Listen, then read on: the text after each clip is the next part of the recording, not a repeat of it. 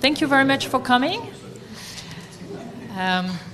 I'd like to introduce Dr. Ali Ahmad, Director of the Energy Policy and Security in the Middle East Program at the Issam Fares Institute, and now an AUB faculty member.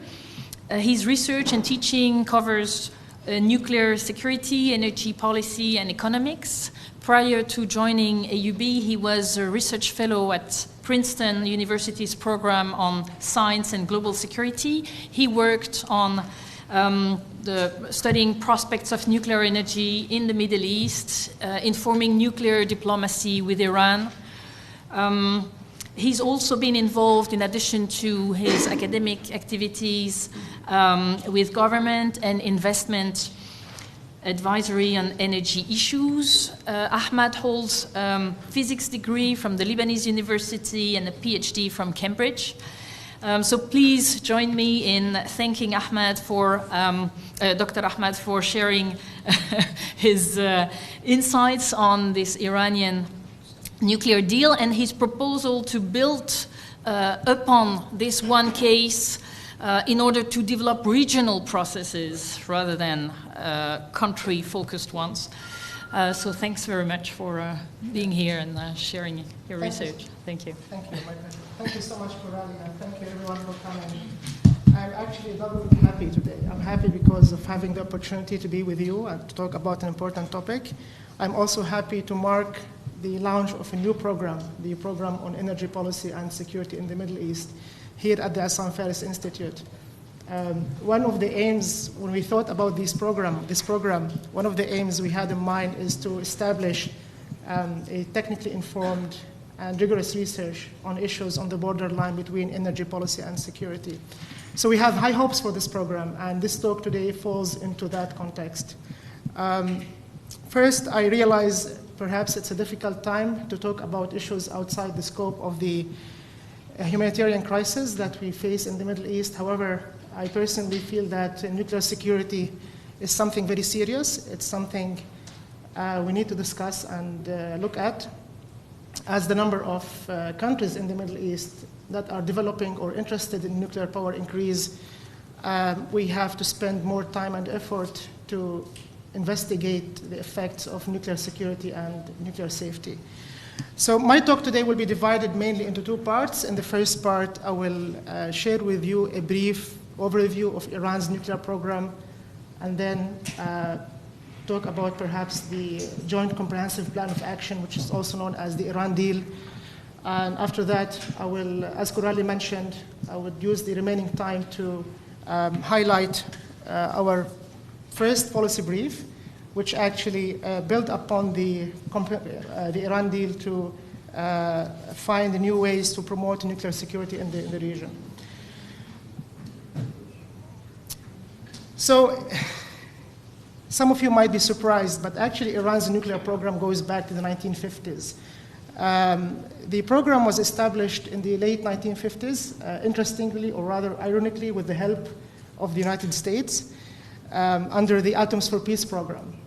So Atoms for Peace was a program launched by President Eisenhower to showcase that nuclear energy can have actually peaceful applications, especially after the devastating use of nuclear energy in the Second World War.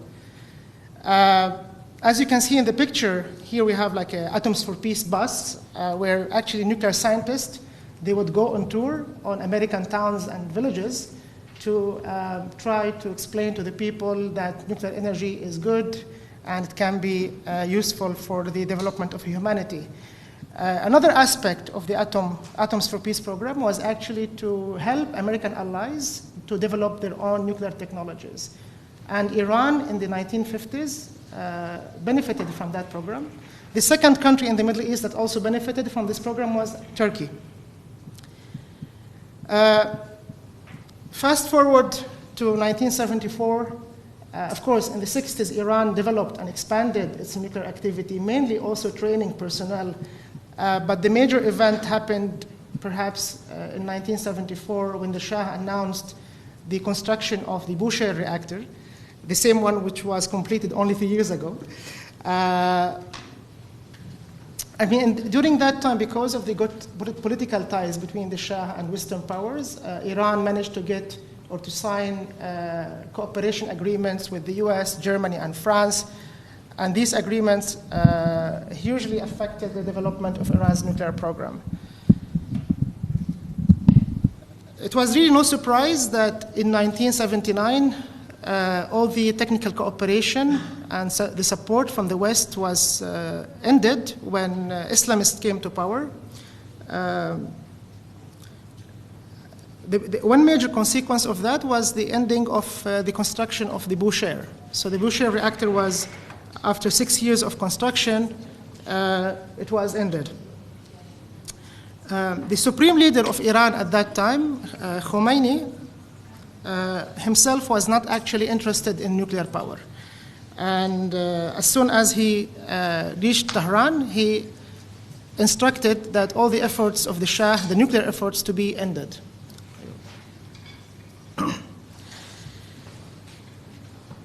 First, before I continue, I just want to say that Iran's nuclear history is very rich, and I'm just giving you some examples of the major events of that history. I mean, it's much richer than that, and you can make a lot of great movies out of it.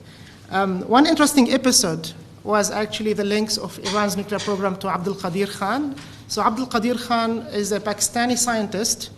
He's also considered the father of Pakistan's nuclear program.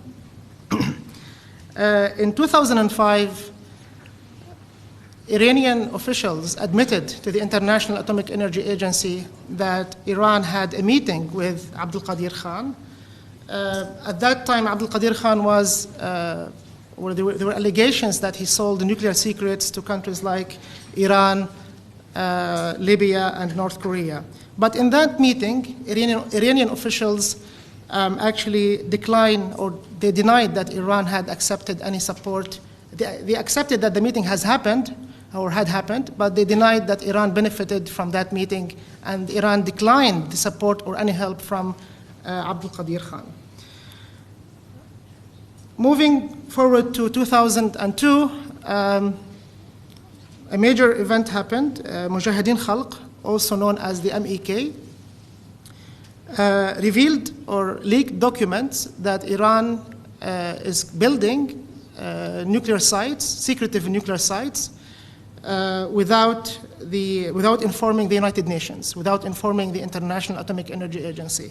And these two sites are the uranium enrichment site in Natanz, which is underground. You can see it in the red square, and the heavy water plant in Iraq. Of course, legally, Iran did not do anything wrong, because according to the safeguard agreement then between Iran and the Atomic Energy Agency, the International Atomic Energy Agency, Iran was under no obligation to inform the agency of any nuclear sites as long as they are under construction. But of course, the whole issue was blown up, mainly because of Iran's political profile.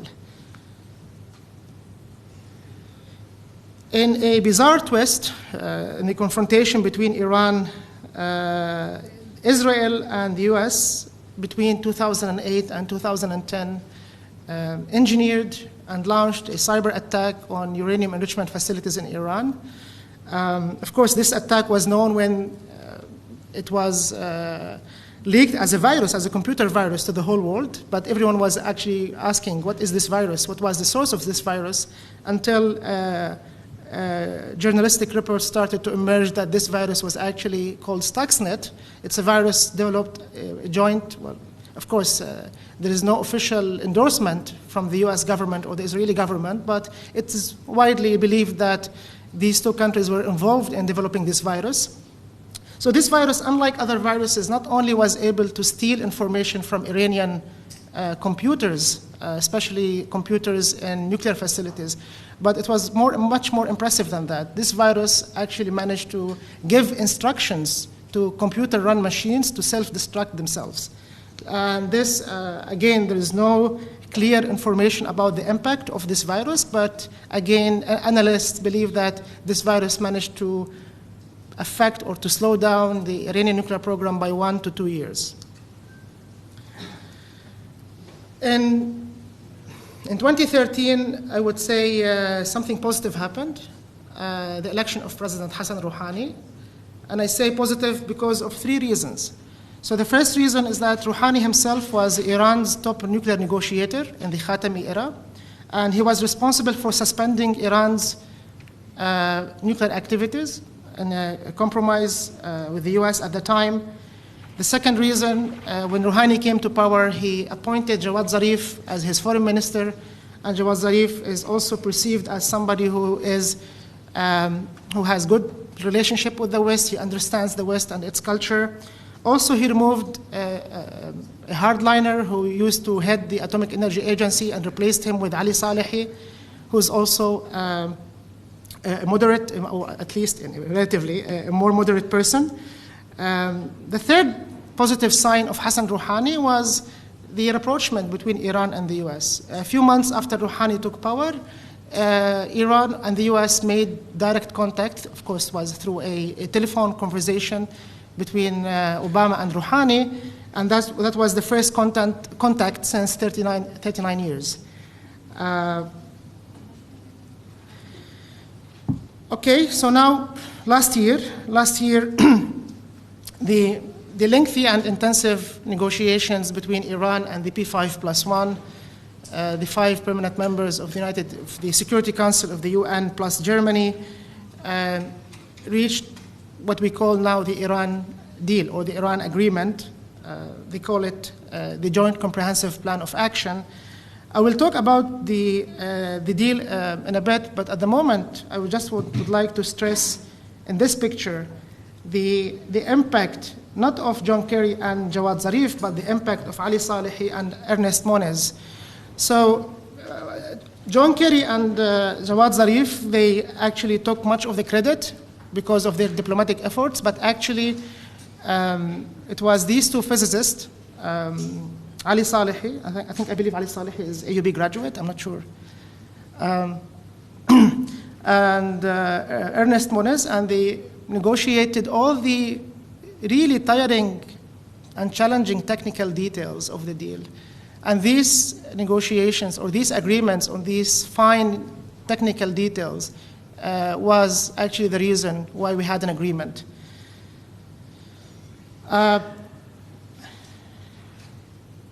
a direct result of Iran's long history of nuclear activities, it's no surprise really that it has a big nuclear program that spreads across the country. So this map shows 6 facilities or 6 main facilities in Iran. So you can divide them into 2 categories. The first category is reactors. So we have 3 reactors. We have the Tehran Research Reactor, which is the one built by the Americans in the 50s or given to Iran by the Americans. We have Arak reactors. So Arak and Tehran Research Reactors are both research reactors. So they are used only to produce medical isotopes and to train engineers and physicists. So they don't produce electricity. The only reactor that produces electricity is the Bushehr reactor, which is currently operating. The other type of facilities is fuel manufacturing facilities, fuel enrichment, uranium enrichment, and fuel manufacturing facilities. And we have one in Natanz, the one that was undeclared to the UN, but now everyone knows about it. And we have Fordo uranium enrichment plant. So one might ask why Iran needs nuclear power. And to be honest with you, the answer depends on whom you ask. But if we take the Iranian official rationale, Iran is no different to other newcomers in the nuclear industry or newcomer countries that seek nuclear power. So Iran holds large reserves of oil and natural gas, and when oil and natural gas prices are high, the economic rationale is to build the nuclear power, so they stop using it domestically and export it instead. Also, use nuclear energy as an extra source of energy to diversify their energy base and achieve energy security. Of course, to have a nuclear program, you have to train a lot of engineers and physicists. Nuclear power is one of these industries. It's like the word is nuclear, but actually there's a lot of other fields involved, chemical, mechanical, everything, even geophysics. So they claim that nuclear power would be a source to build highly skilled workforce. What is special about Iran's nuclear program, and I think this is a major factor why they want nuclear power, is the historic and institutional pressure. So because Iran's nuclear program goes back to the 50s, we have generations of institutions that have been established. We have generations of nuclear engineers and physicists and other people also that are dependent on the nuclear program. So this by itself creates pressure on the Iranian government to keep the program going. So what happens if Iran shuts down the program? Now, going back just few months before the deal was signed, and if you ask what were the major issues with Iran from the US and Western powers' perspective, well, there are two ways to build a nuclear weapon. The first one is to enrich uranium and make a uranium bomb. The second way is to extract plutonium from nuclear waste and make a plutonium bomb. These were two major issues with Iran. The third issue was Iran's reluctance to share information with the International Atomic Energy Agency, Iran's reluctance to allow inspections by the International Atomic Energy Agency. Now, after the deal, if we take it one by one, Iran agreed indefinitely to sign the additional protocol with the International Atomic Energy Agency. So the additional protocol is a separate agreement introduced by the United Nations after Iraq was discovered to have a nuclear program, and it simply gives the International Atomic Energy Agency extra power, extra time, and extra resources to inspect compared to typical safeguards agreements. So Iran has agreed indefinitely to that, which is a good sign. It gives the agency huge benefit and advantage in terms of verifying that Iran's activities are peaceful. Also, as a compromise, Iran agreed to change the Arak reactor, the heavy water reactor, and change some designs of the fuel. And these new changes would actually eliminate the plutonium path. What is remaining is the uranium enrichment, and it is logical to assume that from day one of the negotiations, uranium enrichment has been the major issue between Iran and the Western powers, particularly the US. So what happens with uranium enrichment? According to the deal, the agreement froze Iran's uranium enrichment between 10 to 15 years. So for the first 10 years, the agreement will reduce the number of centrifuges. So centrifuges are simply the machines that are responsible for enrichment. They are very similar to blood centrifuges. So blood centrifuges, they rotate, they separate the component of blood. Uranium centrifuges, they rotate and they separate the useful or the uranium that can be used for weapons or fuel and from the uranium that is not useful. So the first key restriction was reducing the number of these centrifuges from over 18,000 to 6,000. And the second key restriction is to stop for 15 years Iran's stockpile of enriched uranium and not allowing Iran to enrich more than 3.6%. So why the number 3.67%? So this number is the limit of enrichment that can be used for power reactors.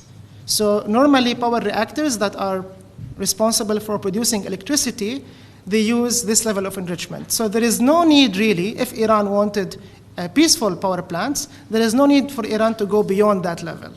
And Iran indeed agreed for 15 years not to go above that level. So why these numbers? Why 10 years? Why not 8, for example? Why 15? Why not 14? The rationale behind these numbers is what we call the breakout time. The breakout time is the time Iran needs if it wanted to develop a nuclear weapon. And in the negotiations, the breakout time that was sought by the US and the P5+1 is 1 year. So they wanted to give Iran or to offer Iran capabilities that if it wanted to develop a nuclear weapon, it will be able to do that in 1 year, not less. And why 1 year? Because the international community believes that within 1 year, you can use all the diplomacy, all the tools that these countries or these powers to persuade Iran to not to go to the weapon path. Before the deal, the breakout time was about 2 months. So this is a major achievement in terms of security, extending Iran's breakout time from 2 months to be able to produce a nuclear weapon, again, if it wanted, to 1 year. Now, of course, in my personal opinion, the agreement with Iran was something very, very positive. The security implications of the deal are clear, but in my opinion, the deal has also some negative issues. But these negative issues are not or cannot be avoided. Please remember that this deal was a compromise in the end. It wasn't perfect for Iran, and it wasn't perfect for the US and the P5+1. It was a compromise between the two parties, and that's how deals are negotiated. One major or clear disadvantage of the deal, it is time limited. So it is time limited. The restrictions on Iran's nuclear program only for 10 to 15 years. So what happens after that? So no one can guarantee that the state of distrust between Iran and its neighbors, for example, or Iran and the West will be improved or will be eliminated after 15 years. Perhaps after 15 years, we will find ourselves in a worse position politically with Iran. Another important factor is that during the negotiations, Iran really insisted to meet its, after the deal is expired, after 10, 15 years, that it needs to meet its practical needs. Practical needs mean, let's say Iran builds 3 reactors or 4 reactors. Iran wants to have the enrichment capacity to produce fuel by itself for these reactors. So Iran wants to be completely responsible for producing its fuel. It doesn't want help from Russia. It doesn't want help from Europe. They want to produce it domestically. Why this is problematic? So this is problematic. We were just talking about the breakout time. Let's assume, okay, in the most optimistic case, that Iran wants to build 1 reactor. So the enrichment capacity, if Iran wants to build 1 reactor, the enrichment capacity, the peaceful capacity, can be modified to produce weapons within 1 week. So we move from a breakout time of 1 year to a breakout time of 1 week. Again, I'm not implying that Iran will do that. All I'm saying is that Iran could do that.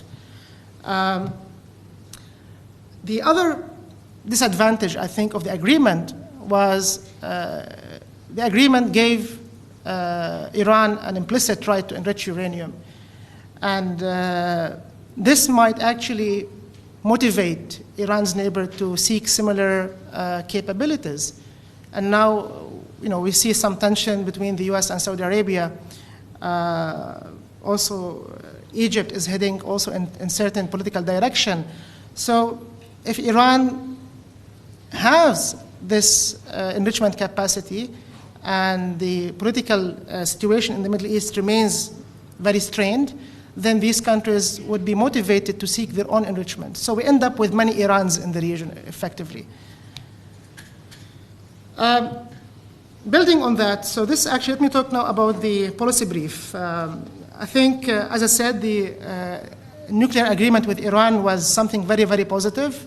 The negatives that I've highlighted, again, in my opinion, they were unavoided. However, we can work to resolve them. We can work to make the deal better.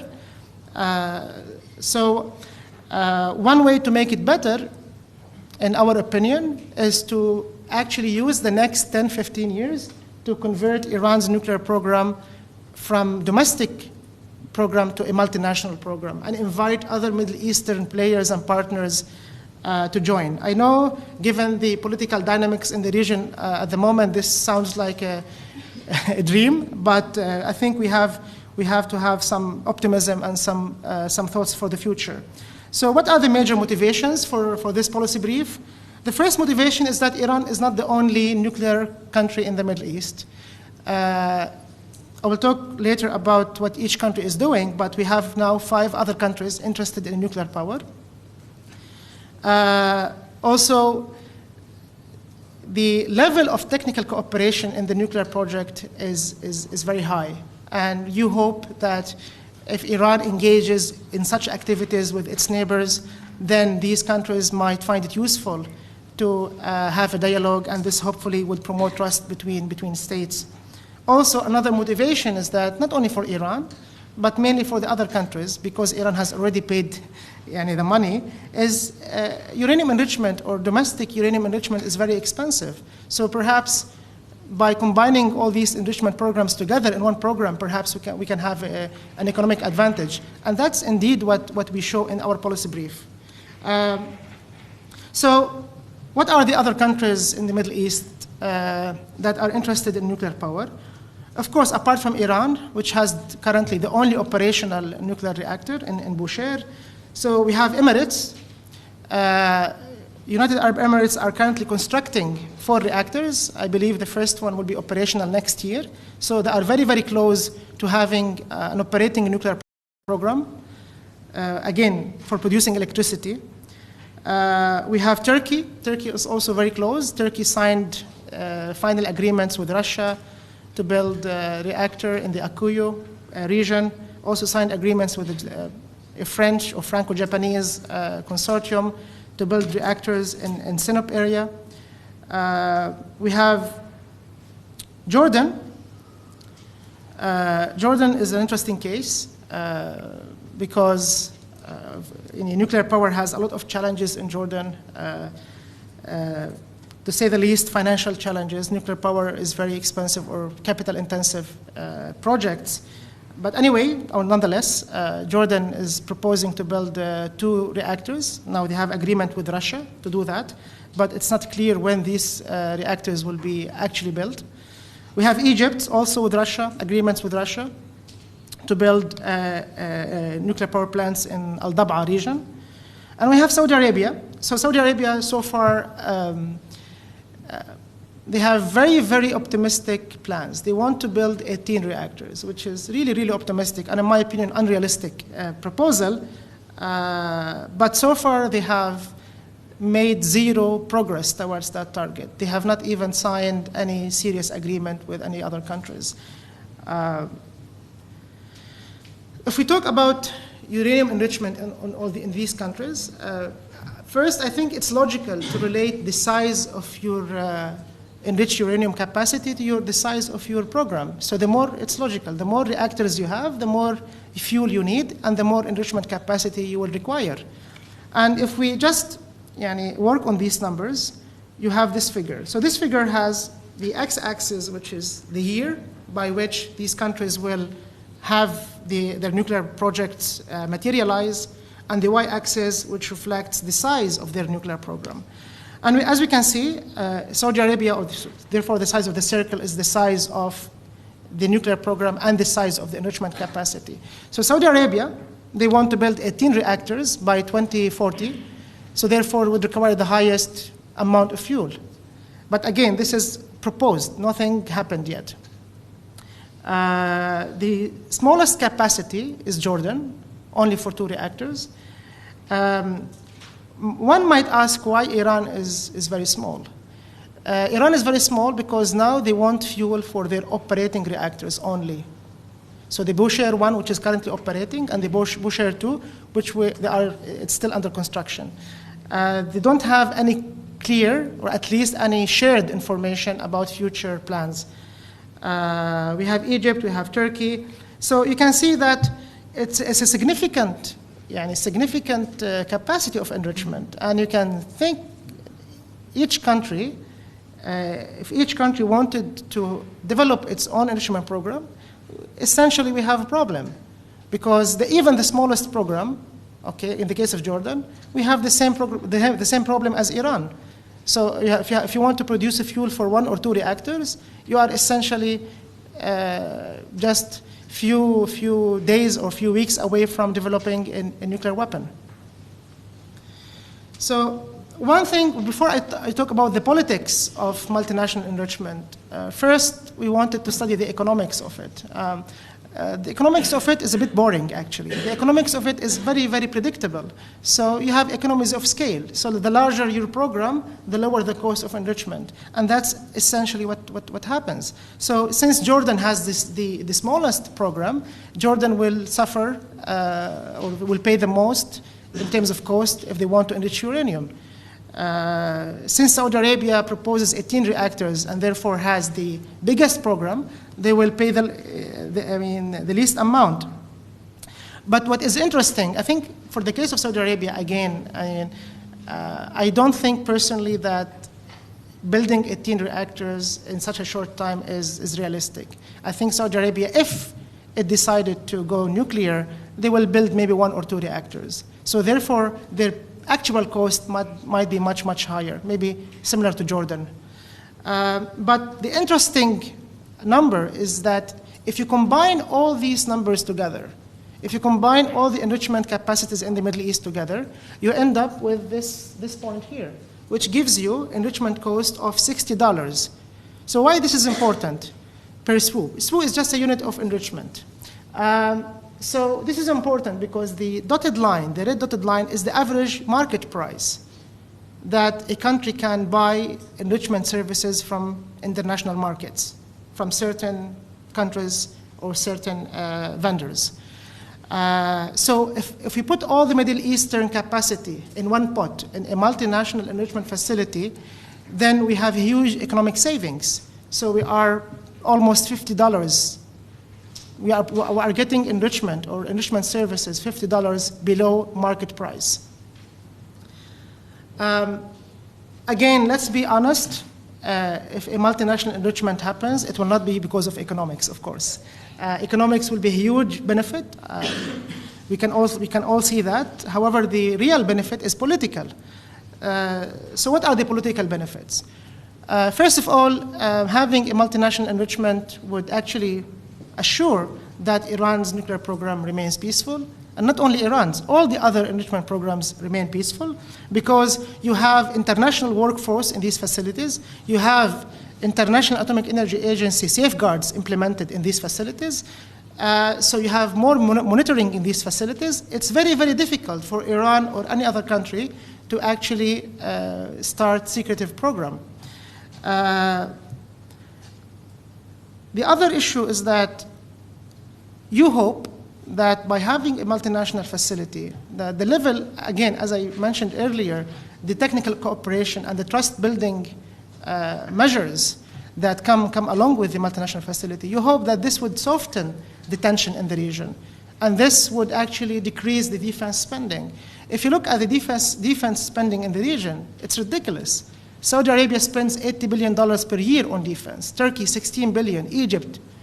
Egypt, with all its economic problems, spend between $5 to $7 billion per year on defense. It's really crazy. So you hope that since the tension will be lower, because at least the nuclear option is no longer on the table, that the defense spending will be lower.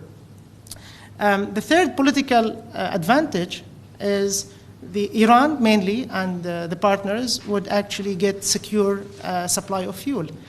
And one good example to support this argument is the relationship between Iran and Russia. So the relationship between Iran and Russia has not been always rosy and great. So Russia in the past, actually, under pressure from other Security Council members, suspended its contract to supply Iran. And the Iranians, I think they have learned the lesson. And that's why, after the expiry of the deal, Iran wants to establish its own enrichment. They don't want to rely on Russia anymore. I think that's it for me. I look forward to have your questions and maybe discuss more of these issues deeply. Thank you.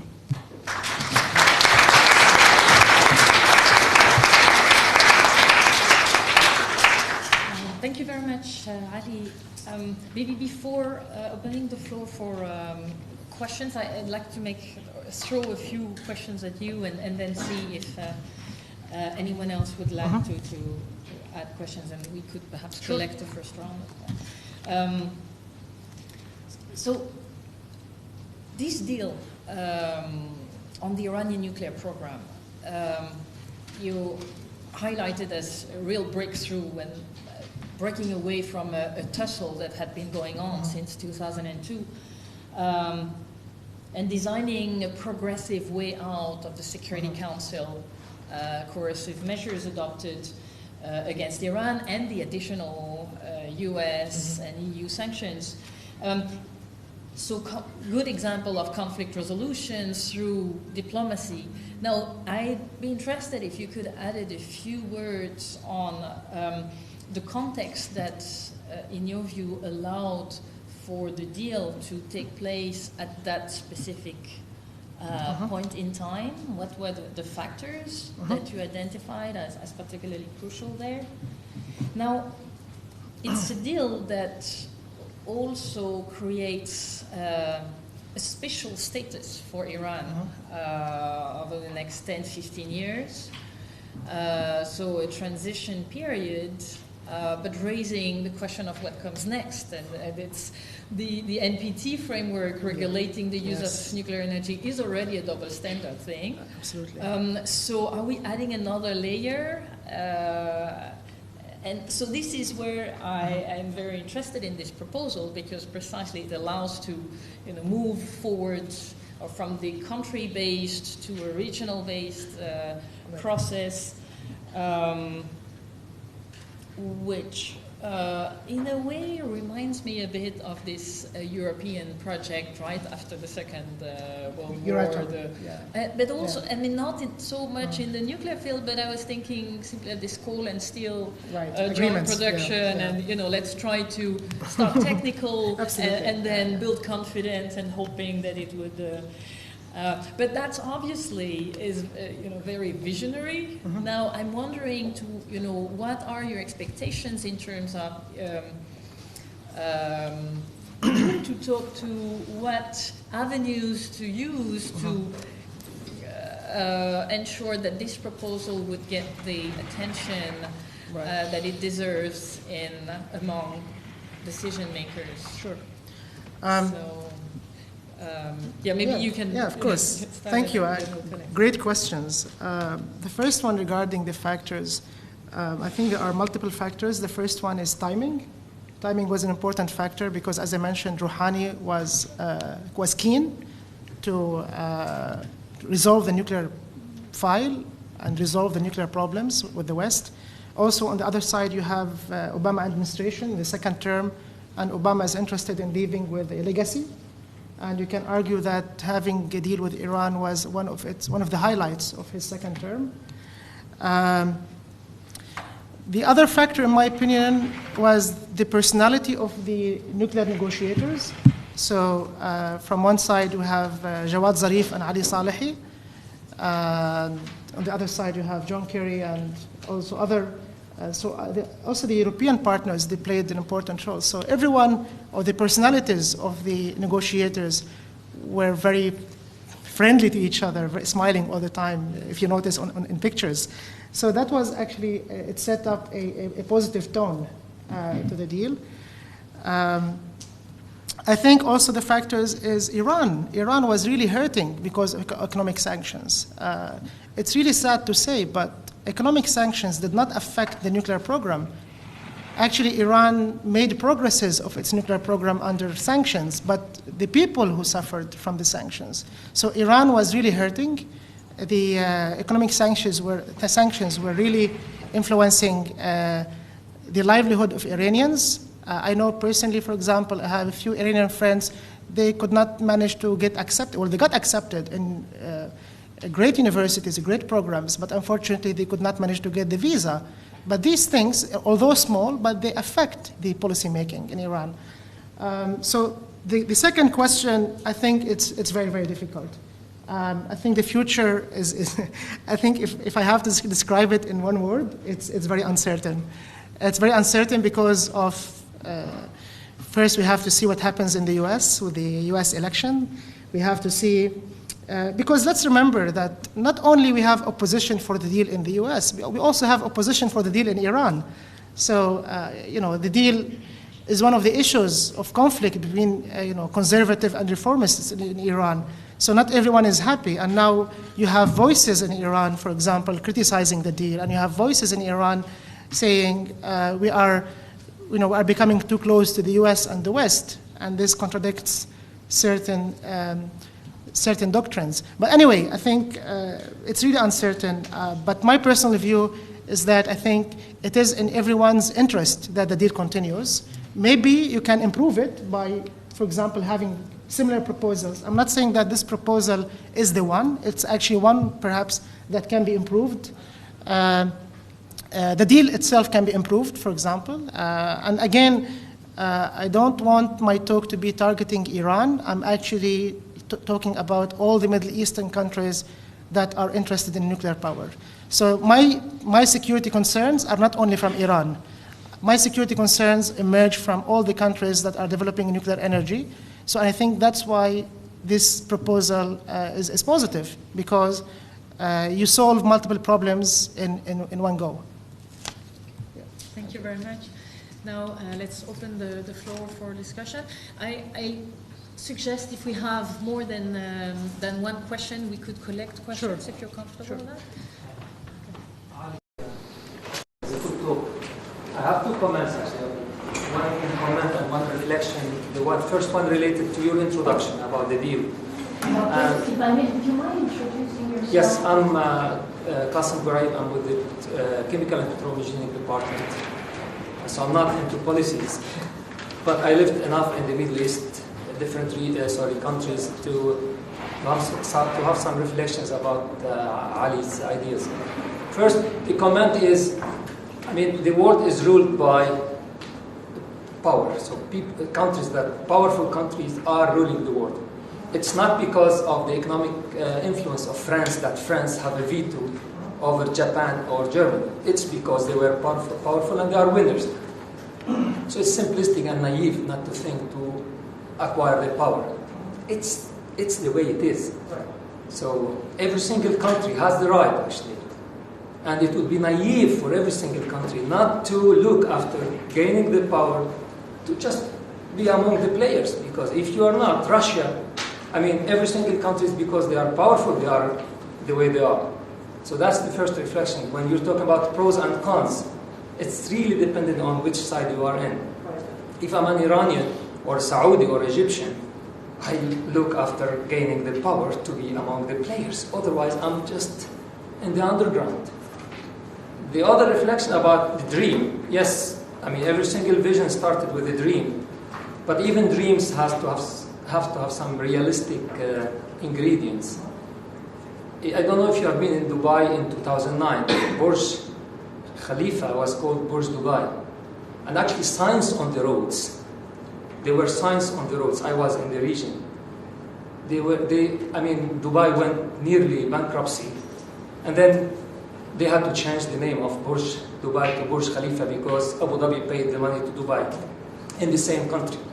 This is a region is full of conflicts that go back hundreds and hundreds of years. Thinking of collaboration between Saudi Arabia, Egypt, Turkey, Iran, United Arab Emirates, and Kuwait, Jordan, it's much more above dreaming. It's impossible, actually, simply impossible. Given yes, you have the right to dream, but it's impossible, simply. It's a history full of complexity. I don't like the word impossible. Maybe we collect the Rian, I'm assistant director at the Institute. I just have two questions, and one has to do with the results of the sanctions against Iran during since 2002, is it 2002, 2003, when the United States and the West had imposed all these technological sanctions and other economic sanctions. You said that it hurt the Iranian people the most, but did it benefit the Iranian state as far as developing indigenous knowledge and technologies? And did the sanctions end up working, the opposite of what the West wanted in terms of Iran developing its own knowledge and developing its own technologies to be able to do this? Or did the sanctions bring the Iranians to the table at some point? Maybe economically it might have. I know that's a pretty broad question. And then the other one has to do with the elephant in the room, which is Israel, and so this is a regional solution, right? And Israel has nuclear power. So what do you say about that? Sure. Hi, my name is Elena Deloger. I'm a Gulf and nuclear specialist. So my question is about, kind of stemming off of your question about how to actually make this work, is the location. And you may have an idea of like the exact specific location perhaps, but my question is more broad. Is the location of this multinational enrichment facility in one of the nuclear countries, i.e. Russia or China? Is it in one of the Gulf states that's a little bit more friendly with everybody, like the UAE? I mean, it's definitely not in Saudi, and it's definitely not in Iran. I mean, the Hajj gives you a reason why you wouldn't put anything in either of those countries. But so I'm just curious about what you think about that. Maybe they say. Yeah, sure. Yeah. Hi, I'm Coralie. I'm a graduate student here. I forgot the name of the treaty, but the treaty between Russia and the U.S. in terms of reducing nuclear weapons. Yes. In terms of like practical, like when you renew or when you enrich energy, like up to what we consider to be a peaceful level, what is the prospect of like all these programs potentially, if these 5 countries you named continue to expand or develop their programs? In terms of having this amount of nuclear energy, like is this something good or is this something that's bad, or and how does it fit into this treaty when you have like the 2 major powers in the world trying to reduce weapons, and then there's countries in the Middle East potentially expanding? Great questions. Thank you all. First, talk to Qasim. He mentioned it's a power. I agree with you, and I think, to a certain extent, of course, I think you could argue that each country, they take their foreign policy or their next step in a rational way, sometimes irrationally, as we saw in history, but most of the time rationally. But in your pursuit of power, you also have risks. So you forgot to talk about risks. And these risks, for example, prevent Saudi Arabia from having a Pakistani nuclear bomb. These risks prevent Iran from going forward with their nuclear activities. Again, if we assume that Iran wanted to do that. So maybe these risks are, maybe some insiders or some policymakers in these countries would like to gain more power or to gain more, to position themselves better politically by having nuclear weapons. However, by doing so, they are being exposed to huge risks, the risk of being caught. And if Iran or Saudi Arabia was caught doing that, then these 2 countries will face huge implications. So the answer to your second question is, I don't really find it impossible. I think I am the opposite. I think I agree with what Coralie mentioned about the Second World War, about how European countries, they overcome. I know it's a cliche now, but we can talk about it. Like European countries, they overcome years. I mean, First World War, Second World War, millions of casualties, multiple hatred. So they overcome. Of course, this did not start, as Coralie mentioned, this did not start over one night. It started by steel agreements, trade agreements, and then things developed into what we call now a political unity.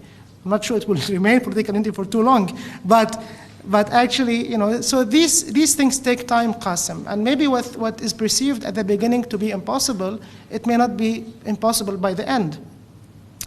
Now, Rayan, your first question regarding the effects of sanctions, I agree with you, of course. I mean, on the positive side, Iran learned to be more self-dependent.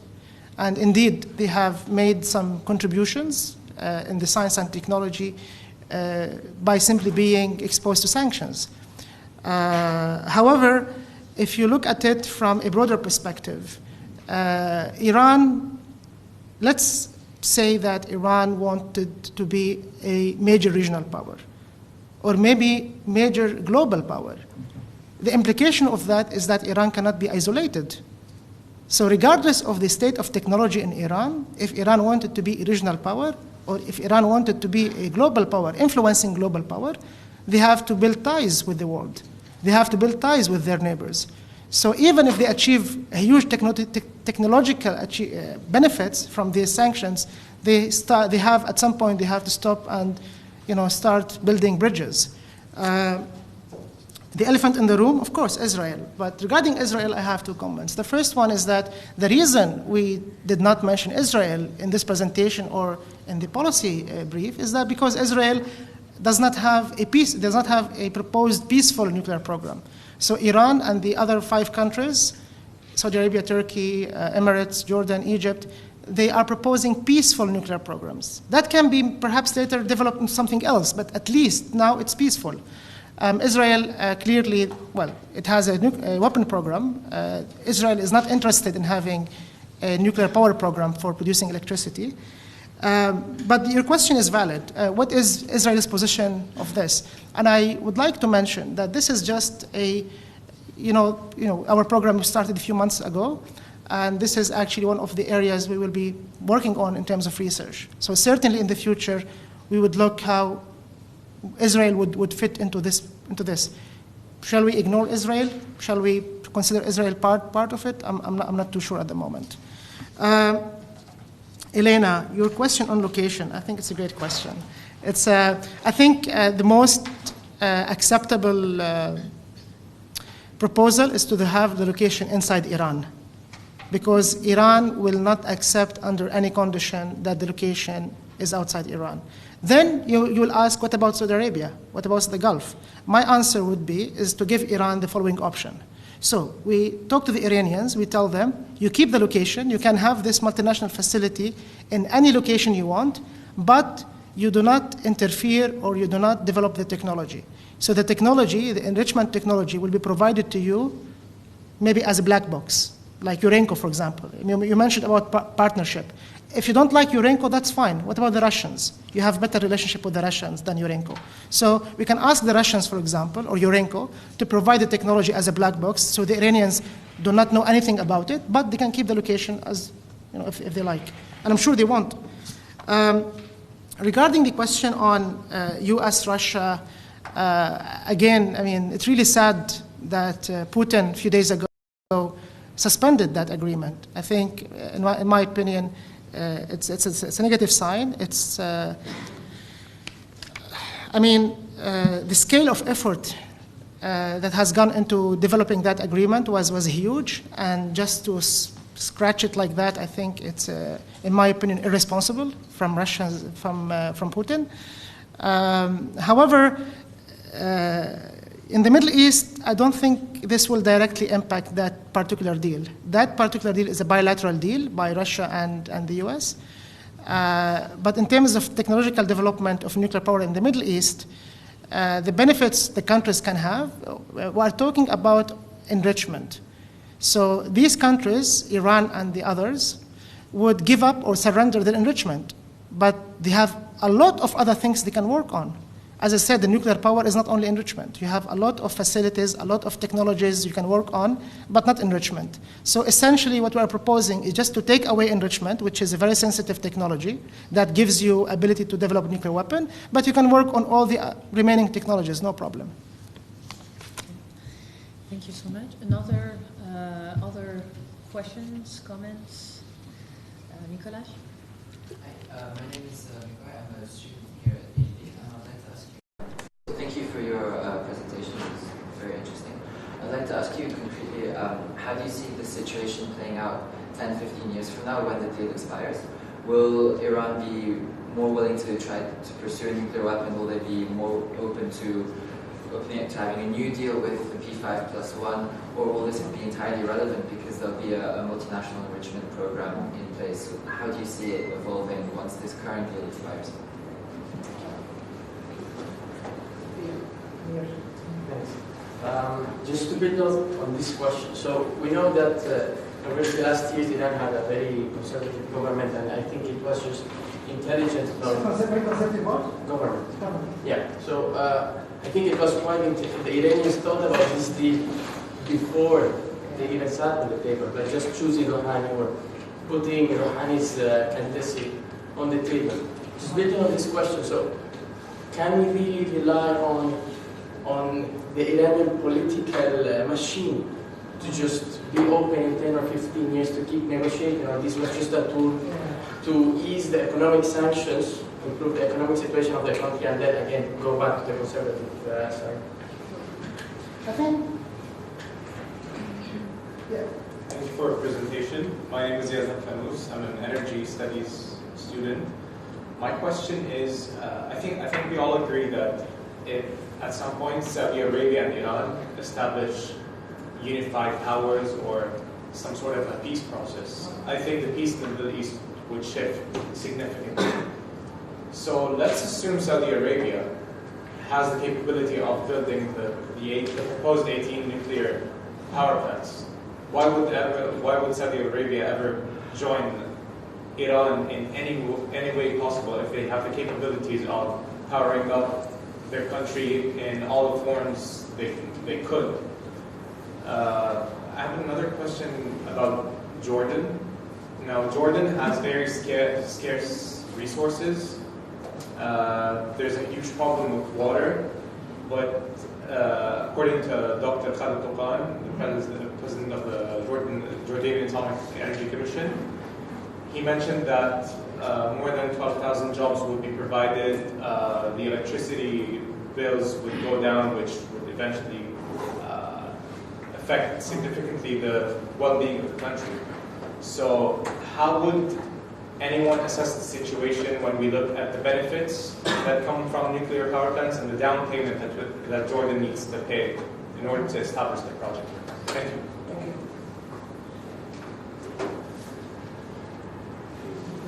Yeah, one. Hadi Habib from the University, Political Science student. You didn't mention anything about the IRGC. How this agreement would return positively or negatively on the IRGC? Sorry, what agreement? That nuclear deal, about how it returns positively or negatively on the IRGC, the Kurd groups. Thank you. I think the first, if I may answer the first and the second question on one go, because they are very related. As I mentioned, the future is very uncertain. And to highlight this uncertainty, let me give you an example. Let's assume that the next US president decided to scratch the deal from the US side. What do you think Iran would do? Iran would have a strong case, in my opinion, in front of the international community that we have honored all our agreements, and yet you are punishing us, or yet you are demanding more concessions from us. So now, don't blame us if we don't cooperate with the IAEA. Don't blame us if we build something and we don't tell you. Of course, I hope that we don't reach that stage. But I think, to answer your question, Amir, I think it's in the interest of the Iranian establishment that this deal survives. Because Iran, again, based on my personal understanding, Iran wants to be a regional power. Iran wants to be a global player, an effective global player. And it cannot do that by living or confronting for such a long time. It's time for Iran now to build bridges. And if Iran, so that's why it's very unlikely that Iran withdraw from the deal. What is more likely is that the US actually, I mean, personally, I don't think it will happen, but if the next US president scratches the deal, then we have a situation we have to discuss. Regarding Yazan, thank you for your questions. Regarding Saudi Arabia, again, it's the security benefit. You're right. As we show in the cost diagram, Saudi Arabia, if they want to do enrichment for their 18 reactors, they can have economic benefits. And the case, I mean, I thank you for pointing out Saudi Arabia because it's interesting. What's interesting about it is that the relationship between Saudi Arabia and the US now is not in a great shape. So the Saudis are really contemplating, the decline of the American commitments towards their security. So the Saudis might think, okay, maybe if we establish an enrichment plant, this may give us maybe a hedging option, or at least more respect or more security benefits. I completely agree with you. The problem, again, is the risks. So this will involve huge risks. Something we forget often is that the US cannot only punish militarily, the US can punish economically. And we have a lot of examples where the US punishing certain companies. I can give you an example. Even after the deal, a lot of companies and banks, they are still afraid to go to Iran. Why? Legally, there is no problem for these banks or companies to go to Iran. They are afraid that if they go to Iran, because you have still other sanctions already imposed, sanctions that are not nuclear related, okay, for other things, yani.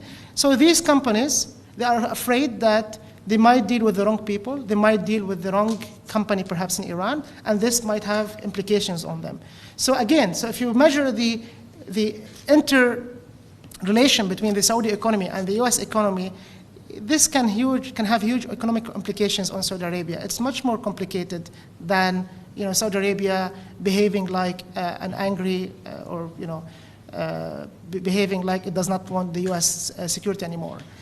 Regarding Jordan, I personally worked in Jordan for a long time, and those who are familiar with my research, they know that Jordan was one of my important case studies when I looked at the nuclear power in the Middle East.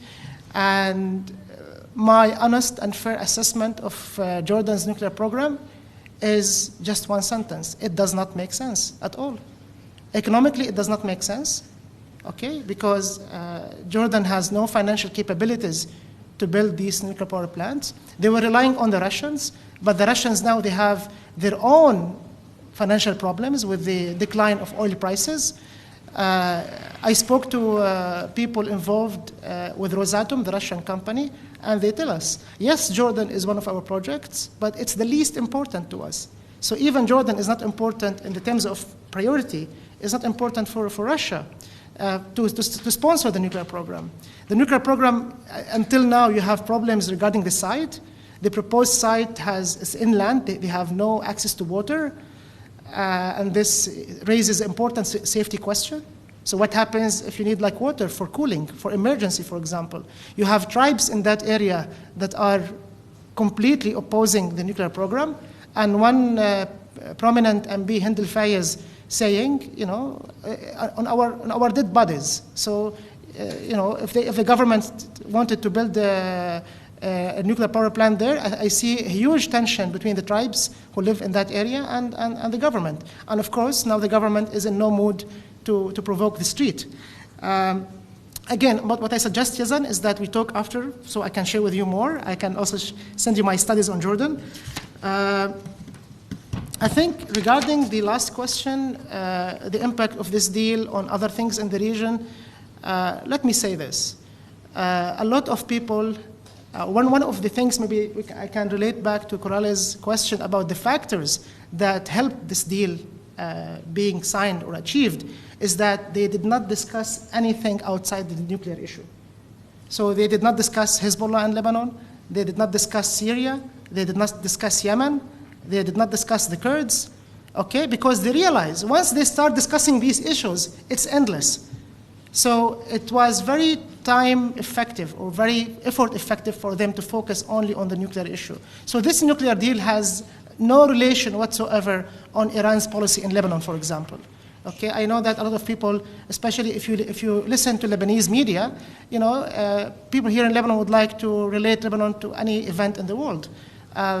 People thought that Lebanon was a major item on the nuclear agenda, nuclear negotiations. It was not.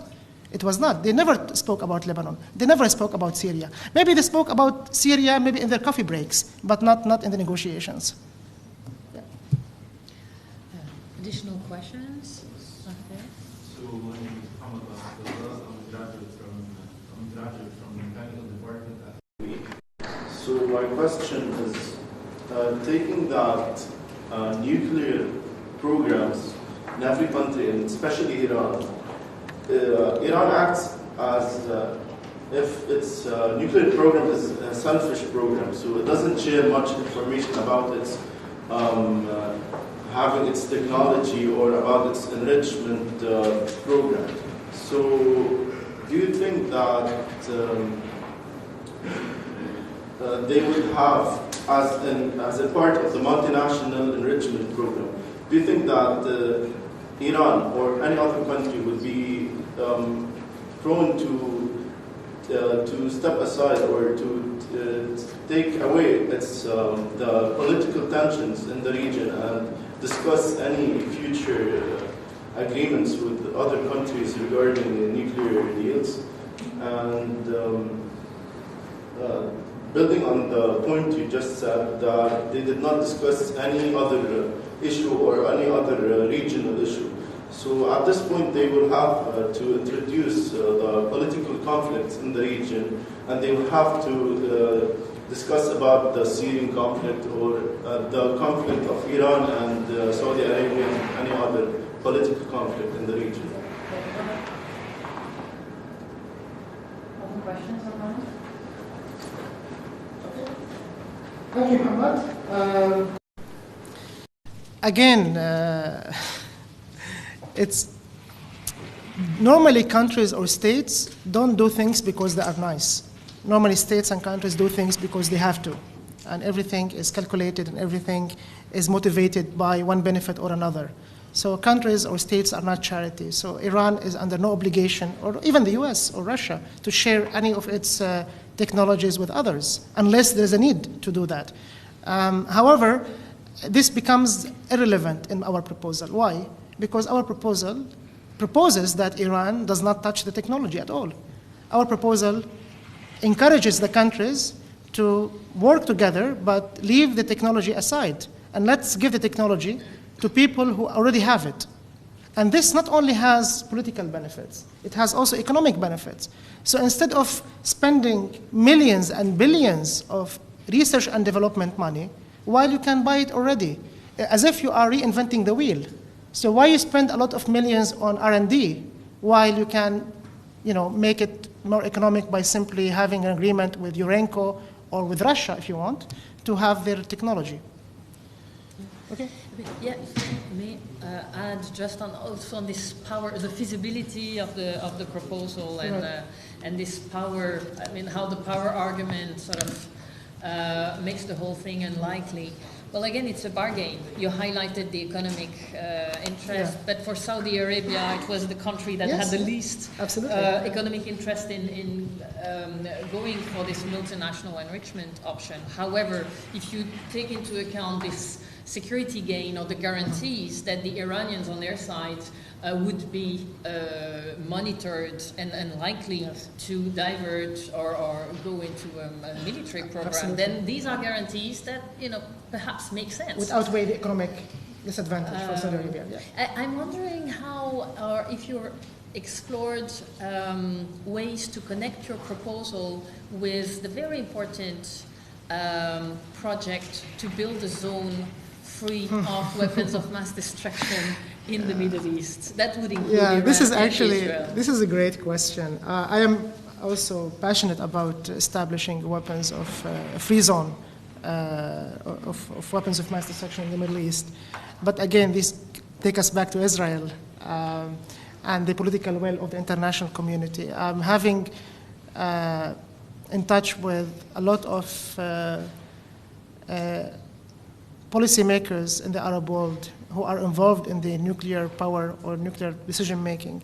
I don't think the Arab world has any problem with WMD free zone. I think the problem is the Security Council. Because if you think about it, the Security Council, Coralie, can solve a problem if they want in 5 minutes.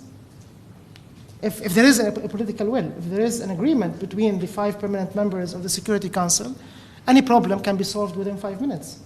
But the problem is that the WMD free zone in the Middle East, you don't have any consensus between the 5 permanent members of the Security Council.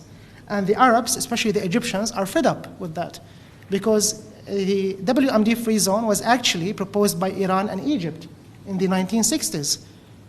And ever since, Egypt, year after year, they are doing their efforts, huge efforts, to promote this agenda. And what they have seen from the international community, complete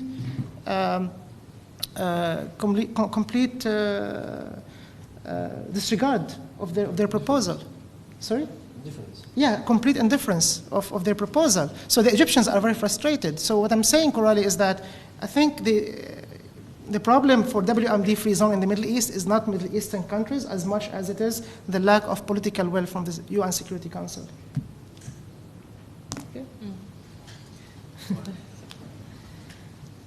My name is Bashir Bustani. I'm from Africom, Dubai.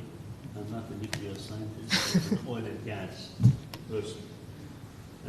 Just want to ask you a question, Dr. Ali, since you have worked quite a lot on the economics of nuclear reactor projects, and now with the price of oil, the way it is today, and projection for the future that it will remain like this for some time to come, wouldn't you think that all these plans for nuclear reactors in all of these countries, you know, they talk about 5, 10, Jordan or whatever, wouldn't these projects be delayed or even put on hold? Yeah. You know, if you look at Jordan, you know, we've talked about Jordan, and I agree with you 100%. And then we have seen what Jordan has done by signing an agreement with Israel to import gas for $10 billion, which is quite cheap. And that's the best solution that they can have in order to keep the price of energy down. I don't see at all, as you have seen it even before that deal and before the drop of the price of oil and gas, it did not make sense to have one in Jordan. And I would say the same everywhere, including Iran. Yep. For this is why, I mean, if we look at Iran, they have the Bushehr power plant, this reactor that I visited. And it was really a ruin. You know, this started at the time of Shah. Right. You know, we're talking about the 70s, and then it's a real, I mean, it's really scary to even live right next to it. I don't know what they've done with it now. And now you say that they are building a second reactor right next to it in Bushehr. Right. It's Russian and all of this. It's a real scary situation. And then, okay, it's not only to put the capital investment to build a nuclear reactor and then buy enriched uranium in order to run it and produce electricity, but also you have to defend these facilities. I mean, that's not easy. You know, you need some hidden costs. Absolutely. Yeah. And then to transmit it. So I don't know. I'm not really killing the interest in nuclear energy. No, actually, I'm not really promoting oil and gas in this, but I can see that. I can see some delays, some changes in plans, unless I'm wrong. Thank you. Okay. No, thank you, Bashir. Great comment. I completely, I mean, wholeheartedly, I completely agree with you. You're right. I mean, 2 years ago, we published a paper entitled "Too Costly to Matter: Economics of Nuclear Power in Saudi Arabia." And essentially, what you can do, you can change the title "Too Costly to Matter: Economics of Nuclear Power in Iran." For the same reasons, I believe that nuclear power is uneconomic in Saudi Arabia. Nuclear power is definitely uneconomic in Iran. Both countries, they have the same economic profile. Both have huge reserves of oil and gas. The only difference, I would say, though, in Iran, and people forget that Iran has already paid its investments in the nuclear. So it makes, economically, it makes sense for countries that did not already pay, but Iran already paid. So for them, it does not make much sense to stop now. But of course, if they want to expand further, then I completely agree with you. Let me give you one comment here. Sure. Iran is very important. What you said is correct, but then they need to continue to invest. It's not that sure, they have yeah, invest. They have put quite a lot of money in it, but they need to continue to do it. But they have another very solid reason too. Like if you look at September figures, Iran produced 3.6 million barrels of oil, and they exported 2.2 million. So this means that they are using internally 1.4 million barrels a day.